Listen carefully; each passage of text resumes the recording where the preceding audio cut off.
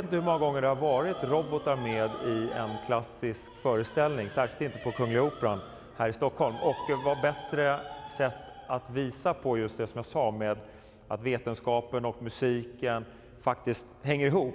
Att det finns någonting väldigt vackert i mötet mellan konst och vetenskap. Och det tycker jag blir ju en alldeles perfekt sätt att visa det på med de här robotarna.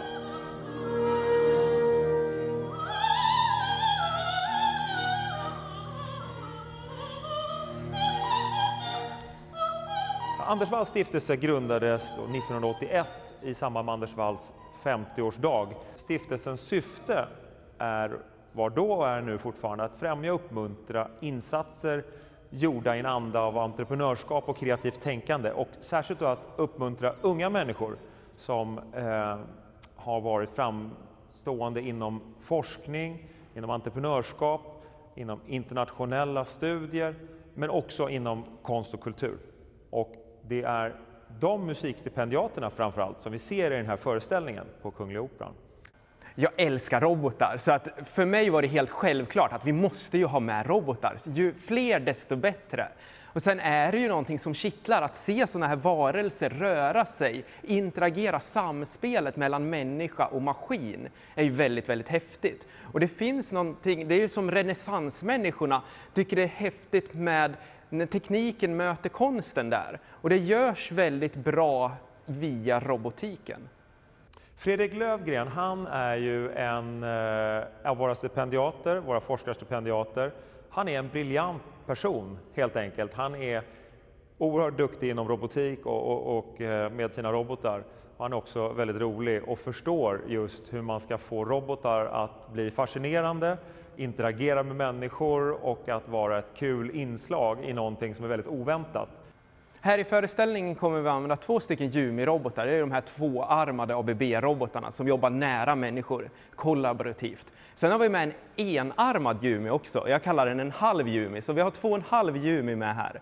Och till dem så har jag tagit med mig några humanoida robotar med armar och ben som Jumi kommer interagera tillsammans med. Och en lite större robot också som rullar fram på hjul som kommer vara sjuksyster. Så de kommer samsas både mellan robotar men också robotar och människor. Det som också är speciellt med den här föreställningen det är att det är Operans första produktion och föreställning efter covid. Och att vi har möjlighet att samla människor igen och få uppleva den här vackra musiken igen känns ju helt fantastiskt. Det är otroligt att få träffa publik igen efter coronapandemin. Det är ju inte över än, ska sägas, så vi har inte full salong.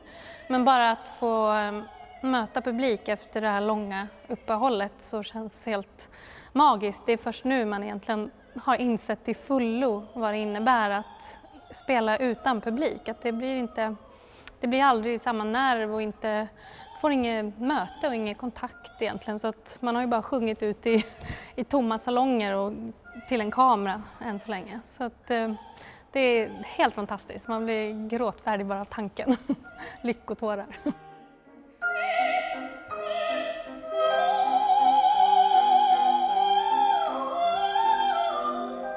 Ja, men jag sjunger Olympias sång från Hoffmans äventyr. Och det klassiska i den här arian det är att Olympia är en docka. Så hon är skapad av en forskare. Men i vår version så är jag en riktig människa. Och det tycker jag är ganska skönt att man slipper vara den här. Den brukar göras väldigt sådär. Men nu får jag vara levande och istället så har jag med mig de här robotarna som då är dockan. Så robotarna i föreställningen är väldigt kollaborativa. De samarbetar med varandra men också med operasångerskan. Och hon har ju ingen teknisk bakgrund, hon har ingen utbildning i att hantera robotar. Men ändå så fungerar det så himla bra. För roboten är kollaborativ. Den fungerar tillsammans med otränade människor. Och reagerar på henne och hon reagerar på roboten. Det blir väldigt vackert samspel. Ja, men att jobba med robotar på scen det är väl lite som att jobba med barn eller djur kan man säga. De stjäl ju all uppmärksamhet. Och dessutom så är det väl inte helt pålitligt har jag märkt. Utan det är spännande att se vad de hittar på eller inte hittar på. Men annars är de väldigt charmiga faktiskt.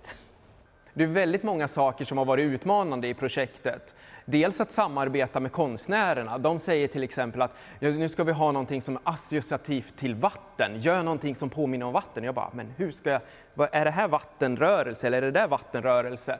Och sen har det ju varit väldigt mycket som har varit roligt också. Det är roligt att gestalta, att försöka få robotar att visa känslor.